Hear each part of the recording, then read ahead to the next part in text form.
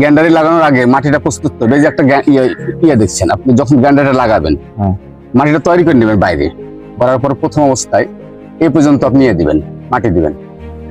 এই যে একটা দুইটা তিনটা চারটা পাঁচটা ছয়টা আছে, ছয়টা প্রথম ধাক্কা পর্যন্ত মাটি দিবেন, দেওয়ার পরে সুন্দর করে গ্যান্ডারি লাগাই দিবেন।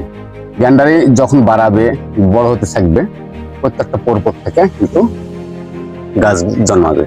100টা ক্যারেটে মোটামুটি 20টা 25টা 30টা পর্যন্ত গ্যান্ডারি হবে, যদি নষ্ট না করেন আপনি। আমি যেমন অনেকগুলো ইয়ে করে দিচ্ছি, মোটা কম হবে সেজন্য। মানে কয়টা করে বীজ দিচ্ছেন? বীজ দিয়েছিলাম 5টা থেকে 6টা।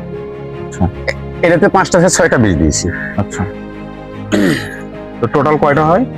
20-25টা হবে একটাতে একটা ক্যারেটে। দেখেন এই যে বুঝতে পারবেন আপনি। যে মাটি ভরাট করলেন কিভাবে? পরে যখন গাছ হলো তখন আস্তে আস্তে ভরাট করি। মানে কতদিন পর পর মাটি দিতে হয়? এটা 15 দিন, 1 মাস, 1.5 মাস গাছ হওয়ার পরে। আচ্ছা, 1 মাস, 1.5 মাস, 2 মাস, 3 মাস। দেখেন এই গ্যান্ডার এটাতে এখনো কিন্তু মাটি লাগবে আমার। যখনই মাটি দিব তখন কিন্তু এখান থেকে একটা ইয়ে হবে, চোখ। এই চোখ থেকে আরেকটা চারা বের হবে, একটা চারা হবে, এখান থেকে একটা বাড়ি হবে। প্রত্যেকটা হচ্ছে 12, 1টা 2টা 3টা 4টা 5টা 6টা 7টা 8টা 9টা 10টা 11টা। 11টাতে যদি একটা করে বাড়াই 11টা বাড়ার। আচ্ছা, আর সার দিতে হয় কিনা? সার দিতে হয়, ডিএপি পর্যাপ্ত পরিমাণ লাগে। ডিএপি? হ্যাঁ, ডিএপি পর্যাপ্ত পরিমাণ লাগে, ইউরিয়াও লাগে।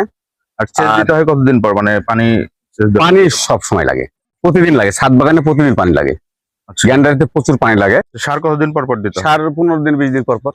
শুধু কি ডিএপি সার দিলে হয় না? ডিএপি পটাশ মিশে বাইরে দিতে হবে, কিন্তু সারটা গাছে গোড়ায় দেওয়া যাবে না, কারণ নতুন যে চারাগুলো জন্মাবে সেগুলো কিন্তু মরে যাওয়ার সম্ভাবনা আছে। আচ্ছা আচ্ছা, সেক্ষেত্রে এই যে নতুন চারা জন্মাচ্ছে, দেখেন এই যে এখন এই এখানে যদি আপনি সার দেন, দেখা যাচ্ছে পটাশ পড়লো কিংবা বেশি পড়লো, গাছটা মরে যাবে। মানে টবের চারো সাইড দিয়ে দিতে হবে না, ওই বাইরে মাটি প্রস্তুত করে নেবো আমি। আচ্ছা, বাইরে প্রস্তুত করে নিলে মাটিটা দিয়ে দেবো 2 দিন পর 3 দিন পর। সরাসরি সার দেন না, মানে মাটির সাথে মিশিয়ে যে মাটিটা ওখানে দেন গোড়ায়, সেই মাটির সাথে সার মিশিয়ে নেন। ওটাই মিশাই।